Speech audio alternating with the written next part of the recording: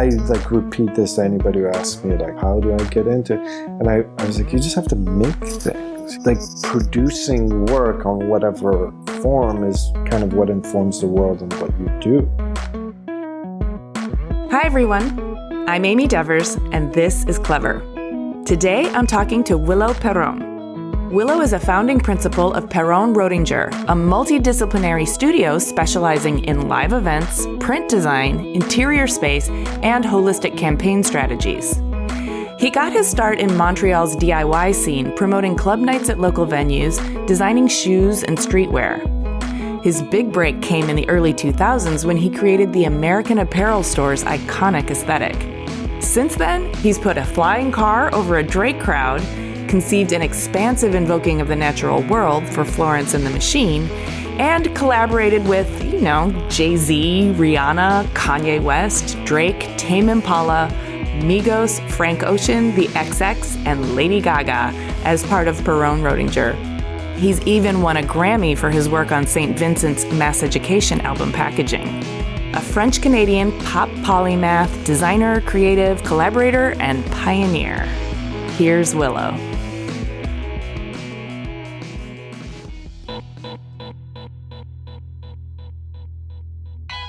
Willo, and last name is Perron.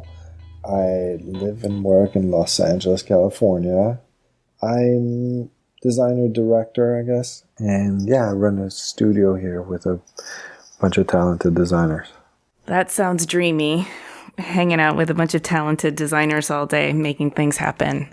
But before we get to what you do in this day, I would love to go all the way back to the beginning. I'm always interested in learning about the formative years. So can you tell me about where you were born, what your family was like, and what kind of kid you were?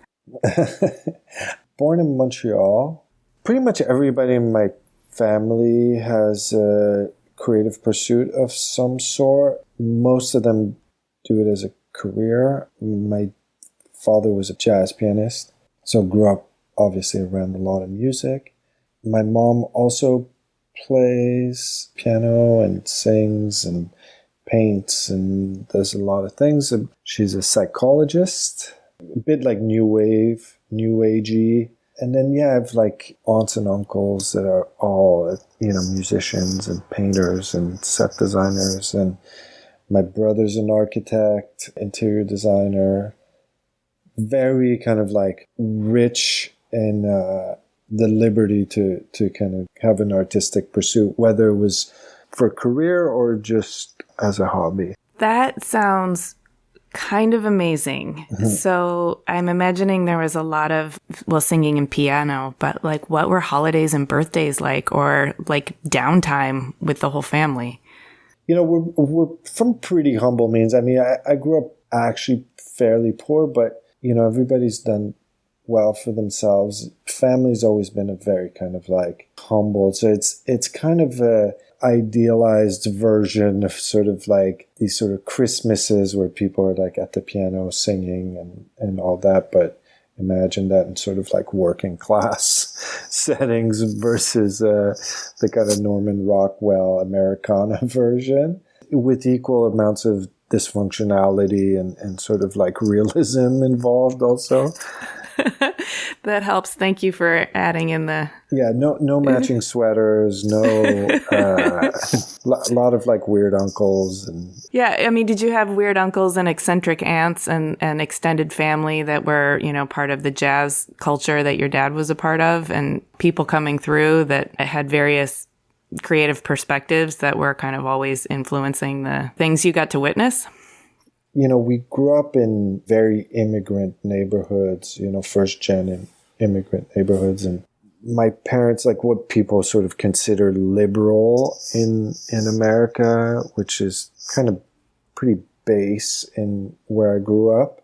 My parents were kind of on the extreme end of that. My father was pretty like experimental.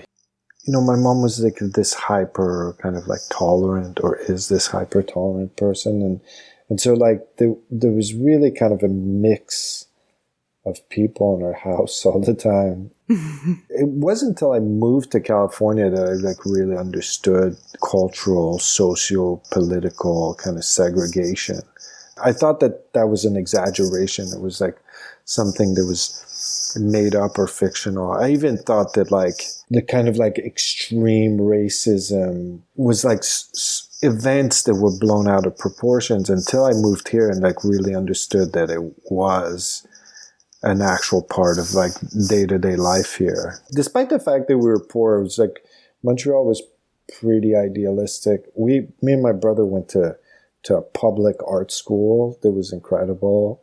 So, I mean, for context, when were you born? Like, what era are we talking about? 1973. I'm having trouble even picturing the jazz scene in the 1970s, but I'm guessing it's clubs, right? Clubs and records and... Yeah, I think that 70s is experimental. You know, it's a lot of synths and kind of free jazz. And my father, you know, right before we were born, played with Sonny Rollins. He was like Sonny Rollins' pianist. Thank you for placing this for me. Yeah.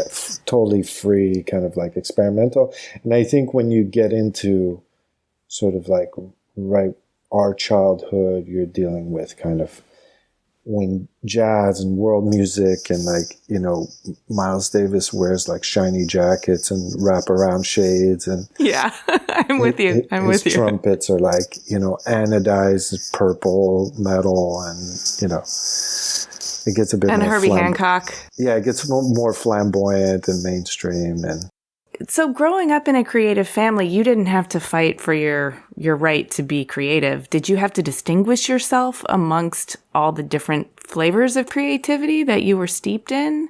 No, I think me and my brother really looked from an early age, picked our lanes, that despite the fact that we grew up in the same household and with the same values and everything, we have kind of a very different aesthetic. Besides that, no, I'm kind of like, it's the opposite. I'm like the commercial person in our family.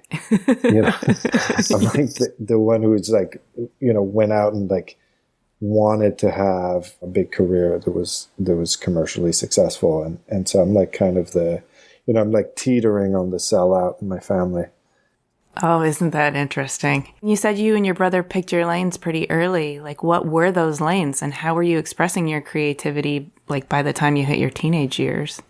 Me and my brother only like a year and a half apart. I'm younger. It's kind of a strange time. You know, if you look at my coming of age, I'm 13 in 1986. I'm 13. This is like skateboarding and it's like infancy, and rap at its infancy, and hardcore at its infancy, and MTV, electronic music, and all of this stuff that like had been bubbling up is now kind of starting to hit kind of its mainstream stride. And my brother was kind of like the generation right before, despite the fact, so he's kind of like the leather perfecto and rockabilly hair and listening to like Cabaret Voltaire and The Cure, and it's like kind of Pretty Boy, but it's like literally like it's months apart. You know, like his friends all wanted to look like James Dean and Morrissey, and then my friends all wanted to look like Ad Rock or, you know, like Natus Copus or like some pro skateboarder or something like that. From like early on, it's like we had kind of like different closets, different groups of friends. It wasn't until much later that we start to sort of like cross paths again. But we've always been friends, but we definitely kind of trafficked in different environments. Did that mean sibling rivalry? Did that mean a kind of distance, or did that mean like collaboration but from different perspectives? Or how did that like manifest in your relationship? I think all of those things. There's always this sort of like romanticized idea of like doing things together, as much as like there's conflicts in doing things, as much as we admire each other's work and kind of our practices, but I couldn't work like he does and vice versa. And your mom being a psychologist, did you feel like cases or clients? And also, did you feel an acceptance for, it sounds like you and your brother had kind of different personality types. I can see that some parents just get flustered when their children are so different from each other because it's just a lot more work, I would imagine, to nurture different personalities. But with a background in psychology, maybe that demystified it a little bit. My friends and I talk about this a lot. Like, I dropped out of high school pretty young. Like, I think I was 14. It was like, okay. You know, there was like a bit of a struggle, and it was definitely like, are you sure about this? And like, blah, blah, blah. But it was like supportive. You know, it was like, I get it. Like, I just really hated being in school. I felt like it was a waste of my time. And oh, can we unpack that a little bit? Were you not being challenged? Not challenged in the ways that I was excited about. I found myself getting into books and studying by myself and topics that I was interested in. And I was more interested in culture and in music and the goings on of the world than I was about getting deeper into chemistry. And I don't know, I just really felt bored and unchallenged, and like I felt like my life hadn't begun till I left there. And your parents supported it. That is the exact opposite of what I would have gotten from my parents. It's not so much supported as they accepted it. There was some rules around me leaving, which involved like I had to do something, I had to work. It couldn't be just like you're quitting school to just like bum around and like skateboard with your friends all day. Sure, but it sounds like underscoring that is a bit of trust. They trusted your decision, and they trusted you to make something of your life without necessarily having to follow the prescriptive protocol of school. Yeah, 100%. I think like my mom really understood that I was going to stubbornly follow my own path. So yeah. It was just like, do you want to fight this? The fight would have been lost, like for sure. So what did you do at 14 then? Where did you start working? And like, did you have the maturity? I mean, you were still living at home? Yeah, for not much longer. I think probably a couple more years at home. Probably till 17 was just like odds and ends, like just trying to figure out how the thing works.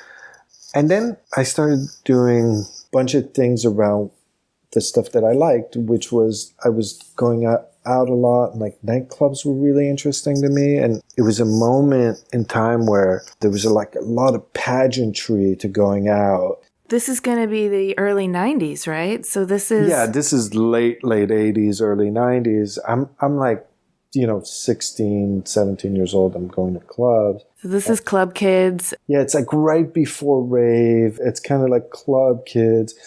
All the gay clubs are super interesting. Rap doesn't play anywhere. You can only go see like rap shows in like high school basements and things like that. Or like maybe across the border in the US. Yeah, even that, like club owners were really apprehensive about putting on rap shows. It was like kept at bay. The gay clubs were really cool. House music and kind of like early techno was like super interesting, and like the costuming and everything that went into that. Yeah, I would like bounce around from sort of like subculture to subculture and just be like, soak it all in. And then I started kind of throwing club nights, and there was a lot of things that I liked that didn't quite exist. One being there wasn't good rap shows or rap nights, and maybe a little bit more in the States, and same thing, like rave also started to kind of like bubble up, and we would see like things happening in London and on the West Coast in the States, and like the drug culture changed. It went from sort of like 80s kind of cocaine culture and like super kind of elitist door policies and like that kind of stuff to kind of like ecstasy, summer of love 2.0, if you will. Yeah. All that was super exciting to me. So as you're describing this to me, I'm getting this picture of you being kind of an industrious sponge of life. Like you're not floating around aimlessly trying to figure out what to do with your life. You're actually really absorbing the culture. And if you started doing club shows, it sounds like there was an industrious kind of undercurrent or an entrepreneurial angle to all of this. And so is that accurate, would you say? Yeah, 100%. I like repeat this to anybody who asks me like how I started or what do I how do I get into? And I was like, you just have to make things. Like producing work on whatever form is kind of what informs the world and what you do. You can theorize about things and be hypothetical and be like, I can make these great things. But if there's not a first step into anything, nobody really knows what you do. And I think that a lot of my work was informed by entrepreneurial decisions. Like, oh, I'll make this club night. Then I have to like design a flyer and kind of do the lighting and make sure that like the right DJs are there and like the right kids are there. You're setting the scene for like guy who does big concert tours, 20 years later. They're the same kind of tools. It's sort of like also the DIY of the punk era 2.0. I feel like that's a little bit later, no? We're still kind of late 80s, early 90s. We're still like in punk. Like we're still in like first gen. Like I remember going to see like Asexuals and PIL and with my skateboard in my hand, like then going to like a rap show, like going to see it. I guess my point is punk really has this feeling of like, we can make our own records, we can make our own choices about the music we play, we can find our own venues and just do it, and we don't need necessarily rules, we'll just do it ourselves. And then 2.0 kind of feels more produced, a little more curated, a little more technically savvy, a little more culturally astute, less like fuck the man and more like, hey, let's cater to a kind of scene. If you really think about it, like all musical genres kind of have that moment, the sort of like the DIY moment and the kind of industrializing moment. Warehouse parties, like we would throw warehouse parties in literal abandoned warehouse. I know, it's so fun. I miss those days. Yeah, they would just like go until the cops shut them down. Nobody would get arrested. Nobody would get a fine. They'd just be like, move along. So as you're doing this, are you learning what it is you really enjoy about it? And what is it? Is it the creation of the experience? No, I think I'm probably reactionary till in my mid-30s, probably even later. I'm just like reacting to things that I like and trying to bring them into my circle. And whether it's through knowing the people that are making the things that I like, or to like hosting, or to developing them myself, or I think I'm just like reacting to being in the sort of like collective conscious, or just like in the wave of whatever the moment was. So this is all still in Montreal at this point. Are you kind of a big fish in a small pond? Yeah, it gets to that point. We do everything from like club nights, start making clothes, as open retail stores. I have a record shop. There's not much that you can kind of like export out of Montreal at this time. It's changed a lot since then, but everything's very local, so it's very difficult to make like any sort of money. And I think that at this point I've like kind of done everything that I can do there. It does become big fish, small pond. Does that have something to do with moving? Did that precipitate your move to California? I would design for kind of local clothing companies in Montreal. One was like skate snowboard company. The other one was like a kind of a club streetwear brand. And I did both, like just to speak about like being industrious and kind of like motivated. I would do both of these brands simultaneously and throw club nights. And, I was just like, couldn't be busy enough, Some of them like started showing and kind of selling to shops in the States and kind of doing trade shows in the States and getting a little bit of attention. I started meeting people at like trade shows in California. And what trade shows were you going to? Like Action Sports Retail and stuff? Yeah, exactly. Surprised you know this. But yeah. Yeah, ASR is pretty formative for a lot of people in like early skateboarding. And one of the people I met there by fluke was Damon Way, who owned DC Shoes. I don't really know. We stayed in touch. We became friends, and he got word that I'd left the companies I was working with in Montreal and like opened a record shop and blah, blah, blah. And he just called me one day and he's like, hey, do you want to come run the clothing departments? DC had a skateboard apparel brand called Drawers, and they had a snowboard apparel brand called Dub. And he's like, do you want to come run Dub and Drawers? Yeah, so I just like moved. So I just moved to LA, did that for a few years, and really, I liked the challenge of the work, but I really hated LA. It made me really miserable. What year are we in now? 98.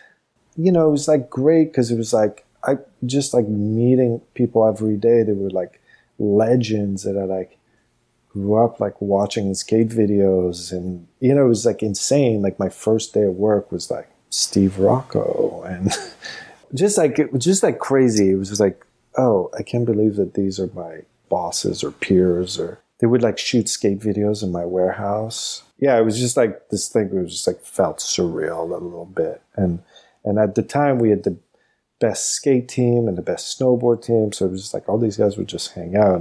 And I think that was the moment where I was like, oh, skateboarding and like streetwear is maybe not for me. It was like way too dude-ish. And it was like at the peak of sort of like blingy skateboarding too. So it was like bravado. It was like packs of dudes hanging out together, which I'd never done. Like, growing up in Montreal, it was just like hyper social and just kind of mixed. I don't know this energy. And I'm curious about why you were miserable in LA. I have my theories. I lived there for a long time. But what would you say was the chief contributing factor to your misery there? 98 in LA, nobody was on the streets. I also made like a weird decision. I didn't really know the city, so I moved to the beach down south in the beach. And so it was like, felt very desolate and like socially and culturally not very interesting. And I think that era is probably the low point of LA. You know, everybody was living behind gates and people were afraid to be in the streets, and there wasn't much synergy in neighborhoods. Yeah, and not only that, but there were pockets of flavor, but if you weren't in one of those pockets, it was really inconvenient to get to one and to explore it and discover it and become part of it. And this is also like right before people had cell phones. So it's just like you could ruin your whole night by just meeting somebody at a street corner, like, yeah, and then totally. be like across the city and like drive back to, you know. Yeah. Just, and for me, like growing up in kind of a small cosmopolitan city where it's just like, you know, everybody, like you could like go to a club by yourself and run into 50 people, and that leads you to another thing and leads you to another thing. And they're like these, every night was an adventure to like every night just kind of ended as a dud here. And I don't know, it was just like, felt very blah. But you're back in LA now. Yeah. So I left. Yeah. Went to New York. Connect the dots for me. You went to New York in like 99 or so? Yeah. Was the art director for a record label called Raucous for a few years, like 99 to end of 2001, basically. You know, that was like the polar opposite. It was like super rich in out and about every night, and it's just like in museums and bookstores and just kind of like filling the void of what like LA had been for the previous couple of years. Also, I knew a bunch of people in New York, which I didn't know anybody in LA. So it felt like much more interesting. And I also worked for a record label that I was like a big fan of, which was another kind of happenstance story of like somebody just kind of calling me one day and being like, hey, you know, New York for a few years until... Sounds like you never had to hustle for a job. You were just out doing what you were doing and people were taking notice. And then eventually when they needed somebody like you, they'd call you up. Which goes back to just like make stuff. Because there's no reason, especially now where the mediums are so easy, there's no barrier for entry in doing 3D or graphics or music or photography, or you don't need anything. You have it. Everybody has it in their pockets or their laptop, or it doesn't need a mandate to make things. Right. Nobody needs to give you permission to make something. You just need to make it. Yeah, you can just like world build on social, and it's super easy. There's no cost involved. How were the raucous years formative for you? And it sounds like maybe it was also a little more community-centered than LA and maybe a little less dude-ish. Yeah, I mean, rap's pretty dudish, but it was like the city wasn't dudish. You know, you weren't like segregated in your little pocket of like the people that you see. Yeah, the city was just like great and alive, and I don't know, it was the whole thing was super fun. Like, sort of independent rap was now like underdog that had like gotten attention, and on the back of kind of the New York basketball jersey golden era of rap was like this kind of little brother that came in and just did like all this interesting thing, and Mos Def and Kweli and Eminem and Kanye and all those people kind of come out from that era of sort of like lyricists, and it was like a little bit more intellectual. It was like less bravado. I don't know, it was super interesting. It was like a sort of the confluence of like skateboarding and rap. Like, these are all things that I was very familiar with, and kind of they were all just starting to kind of merge together. And even like electronic music was like kind of seeing kind of like a little bit of cross-pollination in there. And I don't know, it's super fun and challenging. Yeah, I stayed there till post September 11th, which... Oh. Yeah, that thing. I'm fortunate that I wasn't actually in the city that day, but I was actually out in LA and on my way back from Asia or something, and I was like, I'm maybe not going to go back to New York. Maybe I'll just go to Montreal and like hang out with my brother. And all of my friends in Manhattan were like, where are you? I was like heading to Montreal, and just like a bunch of my friends just drove up to Montreal and like stayed in my house for a while, or my brother's house. And so it was just like New Yorkers camping out in Montreal till like everybody kind of got their bearings a little bit. It sounds like they needed a place to galvanize and sort of reaffirm community. Yeah, it was also like, we've just gone through one of these events where nobody knows in real time what's happening. So it's like everybody's familiar with the feeling of like this horrible thing happens, and you're like, you don't know if that's just the beginning of more horrible things. Right. So everybody was just like trying to figure out how to distance themselves from this as much as possible. And I think that the handful of friends that were in New York that, okay, Montreal seems like easy and far enough, kind of not involved in this at all. So Canada did feel safer than the U.S. at that time. Oh, yeah. Still does. How long did you hunker down, and what did the sort of, recalibration look like? I decided to just get a place there. I kind of never went back to New York. I'd gone back, and I still had my place. I still had an apartment in New York, but I went back. I don't know. I felt like super grim. And also my visa had expired, and it was just like, I had to like go through military checkpoints to get to my apartment, and I have the option to not be here. Let's not be here. And so I just got a place in Montreal, and I just wound up staying there for a while. The funny thing is, all through being in California and in New York, I still had the stores. I had some shops in Montreal. I just kind of went back to the guy who has some shops in Montreal.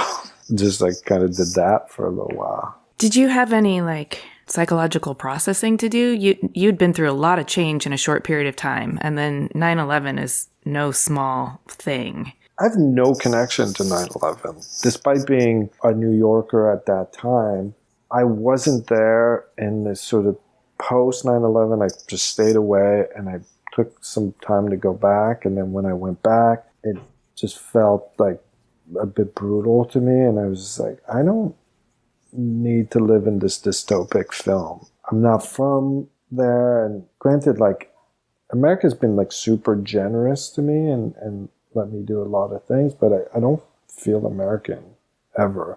It's my second home, despite the fact that I like live here, and I have a home here. Of nature, it doesn't feel like my home, which is a weird thing to say, but that's probably why I don't have a difficult time kind of uprooting myself and being like, okay, that was great, and it did what it needed to do. So after going back to Montreal and being a guy with some shops there for a while, like, we need to get to the place where you found your own studio. Connect the dots for me. How did you get to the place where you founded Willo Perron and Associates, which is now Perron-Roettinger?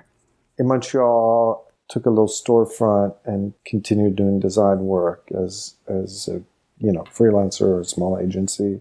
And that's kind of the inception of that. It wasn't really branded, didn't really have, it was like me and a couple of my friends and my brother intermittently because he was still studying. From there, we just did design projects for a bunch of people, kind of everything from local to not. And one day, by another kind of like fluke, I feel like it's just like Willo's life is just a bunch of flukes. I think there's something to that, though. I think when you live with a kind of creative intention. Yeah, it just comes to you. Yeah, the path unfolds in front of you. I think sometimes we make it harder than it needs to be. I know I do, or I have. Trying to undo that. So I love hearing stories like this where you kind of just stayed in your interest and stayed connected to it and kept making things. And then, opportunities kind of kept coming in front of you and you chose the ones you wanted to do. And I think if you force opportunity to, it's just, that gets messy a little bit too. Some people are really good at just like speeding up the process. I always kind of have faith in things kind of showing up when they're supposed to show up. I like that.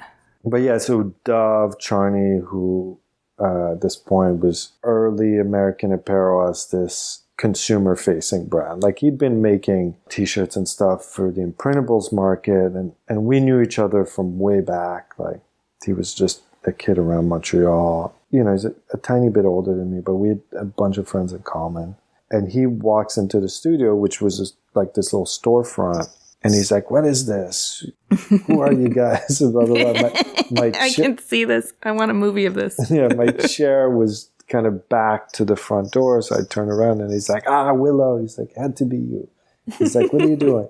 And I was like, "Well, I got these stores." So we walked around and looked at the stores, and I was like, "Actually, a couple of our stores sell your blanks, but it's just such a mess. We can never get enough. They just sell out." He's like, "Let's go to the warehouse." And then just like pack up some of the stores with American Apparel blanks, and they sell out as always.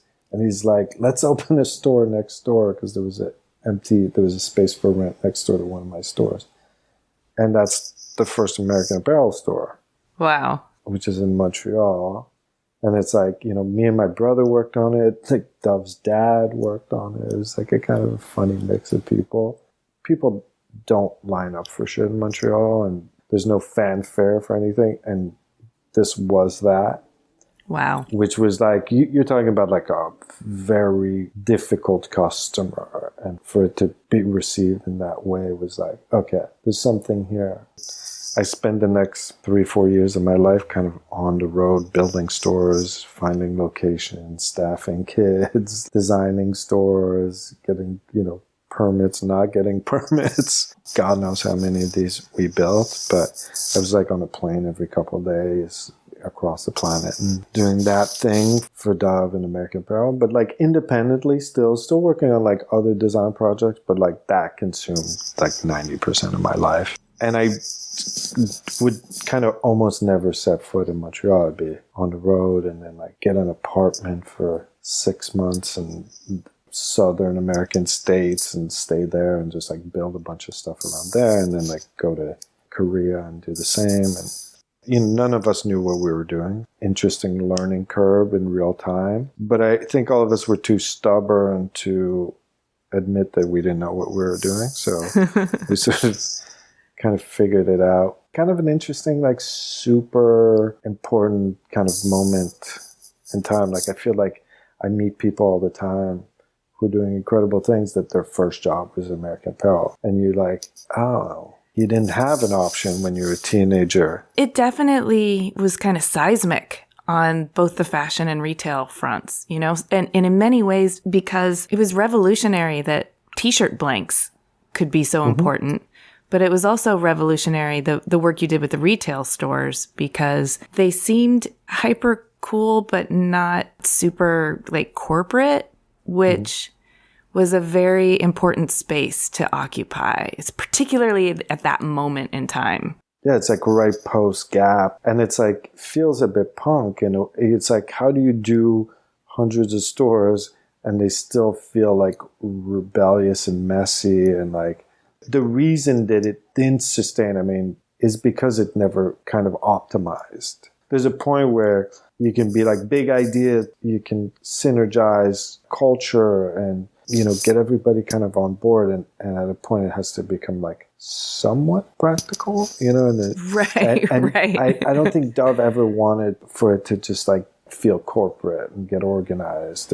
I'm interested in this space where it's possible that what made it so special and what made it skyrocket to the top was also kind of an unsustainable vibe, one that couldn't last or translate.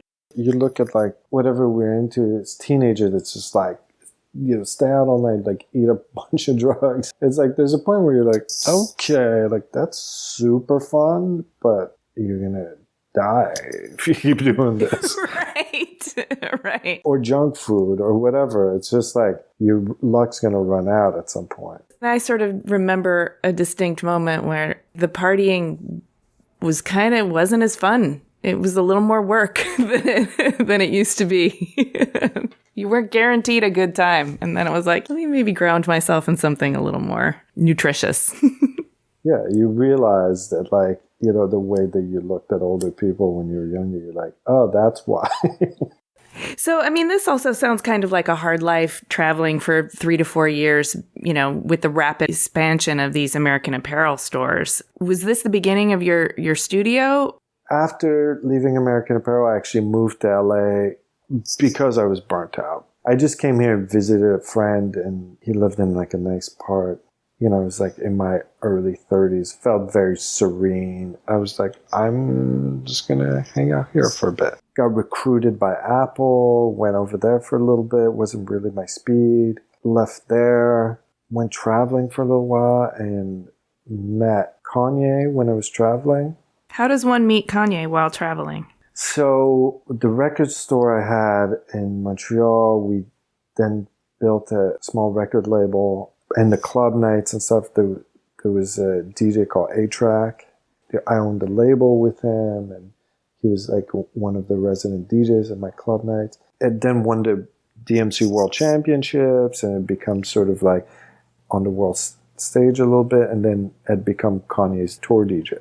I was, you know, in Southeast Asia and saw that they were playing somewhere, and I called them, and we just met up and went to the show, and he introduced me to Kanye, who wasn't hugely popular at this point. He was like known, but like undergroundy. Like he had a couple records. I think like he had Workout Plan and Jesus Walks, which seemed both really big at this point, but like he could walk around the streets anywhere, it'd be fine. Like he wasn't mega famous Kanye. Yeah, and we just got along. I don't know. We just like met up, got along, and started working together from that point on. And we actually, when we all got back to LA, we actually set up a design studio with him, which was the formation of Donda, Yeezy, all of that stuff that exists now. Was we had this little design studio, which was 6-8 of us, just like working on concepts and tour and everything else that needed to be done. Did that feel to you like your next chapter you were going to be immersing yourself in? Because it sounds like after American Apparel, you were kind of a free agent. I was doing stuff, but I decided to take some time off. Yeah, it just like, again, it kind of happened and serendipitously, and we started kind of cranking away on things. One thing led to another, and, you know, we were just super busy working on everything from clothing to Grammy performances to tours to, and then his first big tour, which was Glow in the Dark, which I worked on. Yeah, and it was just kind of like a new challenge, a new medium, a new sort of way of communicating. And there was no such thing as kind of creative directors for artists. But at that time, there was, you know, the record label would suggest photographers and like a web designer, and then you would just get like hit up by like your agent or 6 different sides. And I think what's interesting about me and Ye's relationship was we're like, let's take all of this back from other people's hands and like really dictate our own visual outcome. We just built the team around them, and like I just hired people some of which are still around. It sounds so intuitive when I think about it. I remember that, labels had control of everything, and you sort of had to work with the people that they suggested, and it was this piecemeal cobbling together of whatever your representation to the public was going to be. Mm-hmm. Like pulling it in-house and having some oversight over it feels like, of course. It's funny because, coming from kind of more conventional, Apple, American Apparel, like doing sort of brands, like clothing brands, and where like everything's important, like, the usage of like brand identity needs to be consistent, the sort of color palette. And then you would look at music acts and it'd be like all over the place because like this company would do the website and the website didn't look at all like the album packaging, and the album packaging wouldn't look at all like the videos. In comes also social media at this point and kind of blogs and sort of like the communication from artists goes from early days, which is an album cover and a couple videos, maybe a tour, to a bunch of TV performances, a bunch of videos, a bunch of social media content, a bunch of blog content, album packaging, and the reality of having like teams around successful artists and to have somebody to sort of like guide a consistent through line was like the most important thing. And that's the kind of the advent of the sort of the creative director for musicians. Like, I don't think that like that had ever been kind of treated that way before that. Kind of life-changing for me, I think life-changing for Kanye too, kind of influence kind of everybody else to do the same. I kind of wound up doing that for Gaga and for Rihanna and just like a bunch of other people.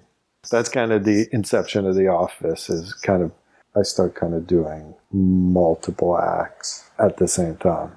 You work across many fields. You do these live experiences, concert performances and things, but you also do interior, more retail, as well as identity and print. So I love that you've never pigeonholed or specialized. You still get to be that absorbent sponge that gets to go wherever you're interested in, and then you get to wring yourself out into this work.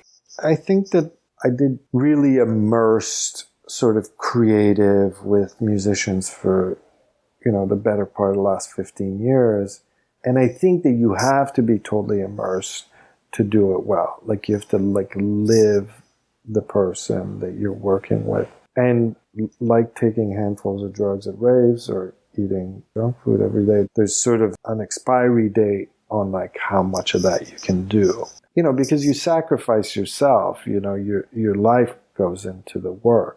Yeah, you can't really like have your own life if you're also immersed and embedded. A lot of 4 or 5 a.m. phone calls and a lot of like, hey, we're flying across the world today, and a lot of that consistently. And you have to also, imagine like, all the creative that goes into doing a lot of these people that's one person's job is maybe one person. And to decide that you're going to do that for 4 or 5 people was just like a test of like will and a resilience, to do like go from like Kanye to Drake to Rihanna to Gaga. I'd literally leave one and just go into the other world, like constantly. Did you lose your bearings? That's also not real. Those people don't live regular lives. So like, how did you keep your sense of center? I don't know. It's beautiful. It's a dream. You realize that the world has parallels. Not everybody has to live the same way to achieve something. And it's incredible.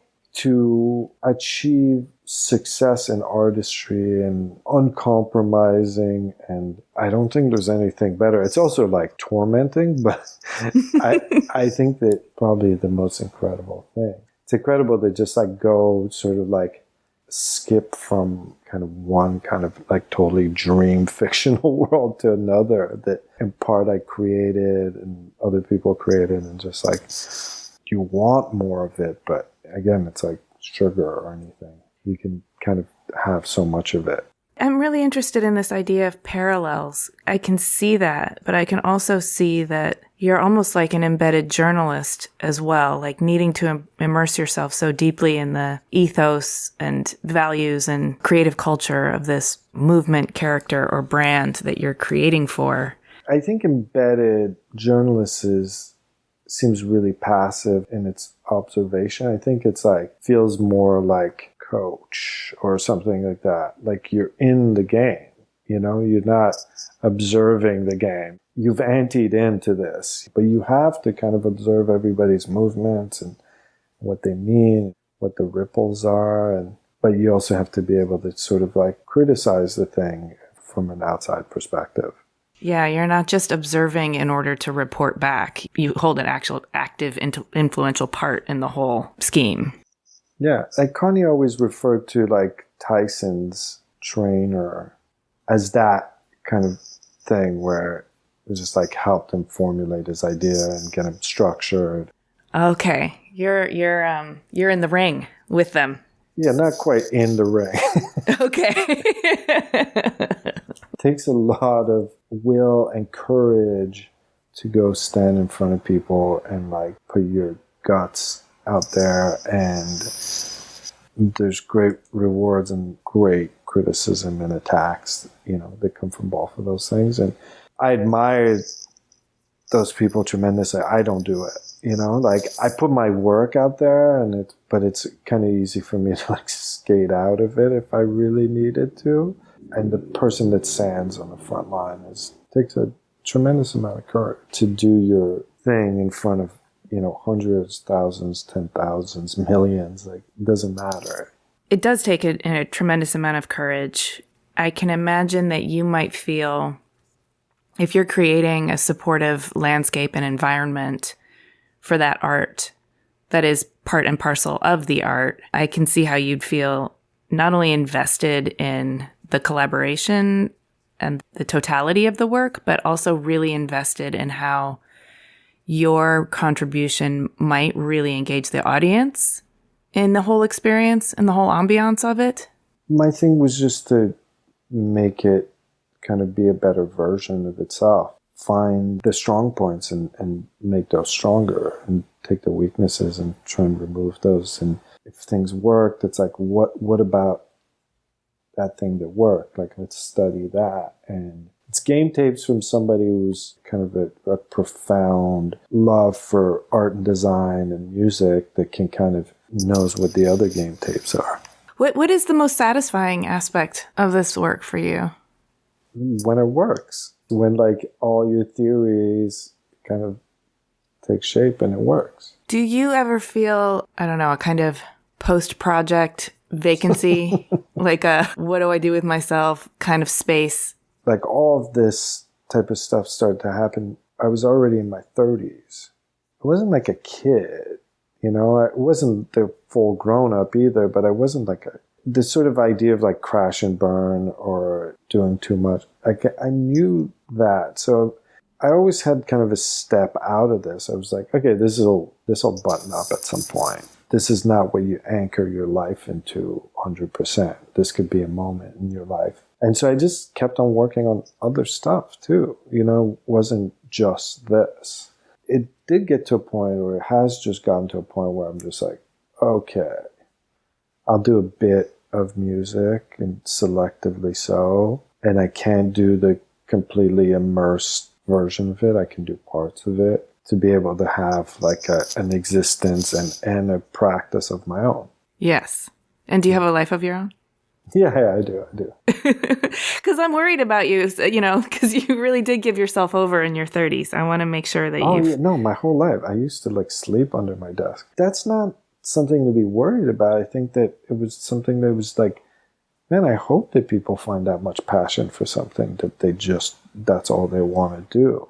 I'm sure like how prolific Picasso was, I'm sure also would have been canceled at this point, but like how prolific he was, he's just like wanted to work, It's just like he sucked at everything else in his life apparently, but he was really good at like Warhol. Like they just like worked and just like did that and like lived the work. And And not that I'm either one of those people, but you don't get to have that spot without working that hard.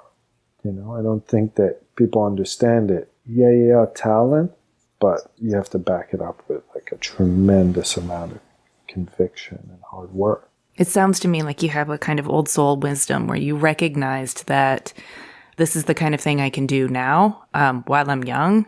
I want to, so I'm going to I'm going to lean in and give everything I've got to this chapter so that I can squeeze it for as much as I can get from it. But also kind of knowing that I don't need this to keep going for the rest of my life in order to validate my career. Like I can do this now. You know, the funny thing is I always really admire kind of like architects, and I feel like at least from my generation now, there's young like superstar everything that are like Doogie Housering like every career, but you didn't really get the big gigs, if you will. You had to kind of like earn your stripes. And like I always thought of my career as something that would like start in like my 50s. This first part was just like stripes. You know, I never really saw this as like, this is the career part. Like, this is the preamble to the career. And like, maybe, you know, in the last 3-4 years where we've set up a real kind of like studio, and me and Brian Roettinger really kind of cemented this thing that it feels like a thing that's mine. Well, if your career is going to start in your 50s, then this has all just been your education, and you're about ready to get started. Right. So I'm looking forward to that. I mean, which direction are you pointed in? The last couple of years has been kind of leaning into making our own things, which is, you know, everything from furniture. We're about to publish our first book here. It comes out this month, I believe. Yeah, it comes out in a couple of weeks. What's the book? We're doing a book on a company called Parachute. It was like a fashion brand from the late 70s, early 80s. That was initially from Montreal and became kind of like the North American avant-garde. The way that, you know, Comme des Garçons was for Japan, this was for North America. And every big star at the time, from Michael Jackson to Peter Gabriel to David Bowie, wore Parachute. And then it just kind of went away. You know, fashion ebbs and flows and fades, but they ebbed. I don't know why, but really young, I was just like drawn to this place. They had a couple shops in Montreal, and it was like very progressive. It didn't feel like a clothing store. I would just like visit it. Like I didn't really have the means. I've also never been somebody that like dresses up. I'm personally not very like peacocky, but I was just like very interested by the place. And every so often, like I would try and do a deep dive online to try and find information about what happened, or just even photos online. And I had a folder on my desktop that just said Parachute. And I would just like put things in it when I'd find them. Probably about a year ago, my brother called me and he was like, "Hey, do you remember this brand Parachute? I was asked to do the exhibition design for a retrospective show about them." And then, you know, the museum asked us to design the book, and we're like, yes, absolutely. They couldn't quite find a publisher, and I was like, we'll just do it. This feels too like important for us to just send it off to somebody who's going to do kind of a medium job at it. That's our first book that's coming out. I'm excited. I love your whole life story, Willo, and the way that you're incredibly industrious and entrepreneurial and deeply connected to your creativity, I can tell. But the way that opportunities kind of unfold for you defies conventional wisdom or conventional logic in a way that makes me believe a lot more in magic in a good way. You know, not that you haven't cultivated relationships and a work ethic and proven yourself and you have a track record. Of course, these opportunities come in part because of that. But some of it also feels a little kismet, you know, and I think that your willingness to kind of trust that your life will unfold in a really interesting way and your commitment to following your interest is really beautiful. And I love that you've shared this story because I'm excited to share it with our listeners. And my hope is that it will inspire people to just start making. It's funny because I'm not very patient. You know, I'm actually quite impatient, but this is one of the things that I'm patient about. Like, I really believe in, I don't know if it's karma or sort of like cosmic, or things are supposed to land where they land. You can swim upstream all day, but you're just exhausting yourself and you're just going to wind up exactly at the same place. If you plant seeds and you kind of nurture these things, not all of them are going to come to fruition. You know, like most of them aren't going to come to fruition. But if you plant a lot of seeds, there's probably more of it that's going to come to harvest, you know, and I think that that's kind of how I've played things always. A little bit quieter. I like to observe more than I like to talk. You know, let the people that will find you are the right people. I love that philosophy. I'm going to incorporate that into my own way of being. This has been really beautiful. I've really enjoyed this talk. Thank you. My pleasure. Thank you so much for sharing your story with me. Is there anything that we haven't covered that you feel like is important to share? Probably a lot, but... Are there any secret talents or surprise skills that we should know about? I like not knowing things is one of my favorite places, you know, kind of the discovery, and that could be as much business as it's mediums and wanting to work, or the idea of being able to kind of learn something new and kind of like immerse yourself to the point where you're great at it. It's kind of an interesting challenge, you know.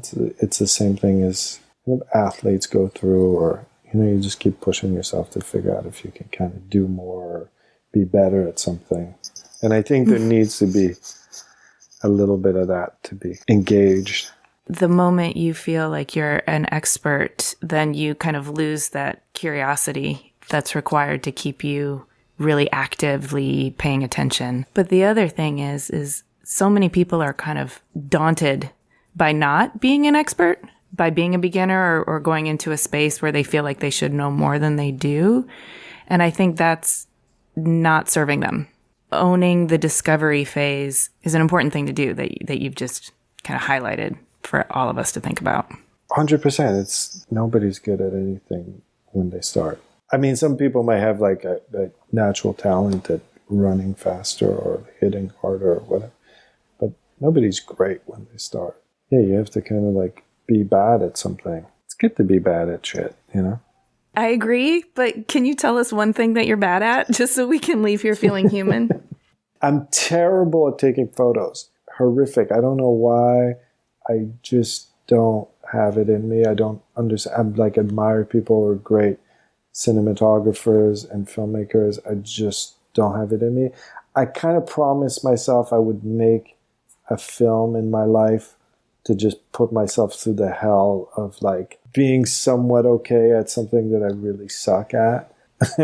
I'm not very good at like things that take a lot of like minutia and detail, and I like don't have the patience or bandwidth for it. Well, thank you for sharing that. I'm also a terrible photographer, so I feel I can relate to you now. We have something in common. It's almost comedy. Like there's fingers in a lot of like my iPhone photos. Like I have to crop out my fingers, and it's terrible. That's awesome. Well, thank you so much. This has been really wonderful. My pleasure. Hey, thanks for listening. To see images of Willo's work and read the show notes, click the link in the details of this episode on your podcast app, or go to cleverpodcast.com, where you can also sign up for our newsletter. Subscribe to Clever on Apple Podcasts, Spotify, Stitcher, or wherever you get your podcasts. And if you would, please do us a favor and rate and review. It really does help. We also love chatting with you on Twitter, Instagram, and Facebook. You can find us at Clever Podcast, and you can find me at Amy Devers. Clever is produced by 2VDE Media with editing by Rich Straffolino, production assistance from Ilana Nevins and Anushka Stefan, and music by L1011. Clever is part of the Airwave Media Podcast Network. Visit airwavemedia.com to discover more great shows. They curate the best of them so you don't have to. Clever is proudly distributed by Design Milk.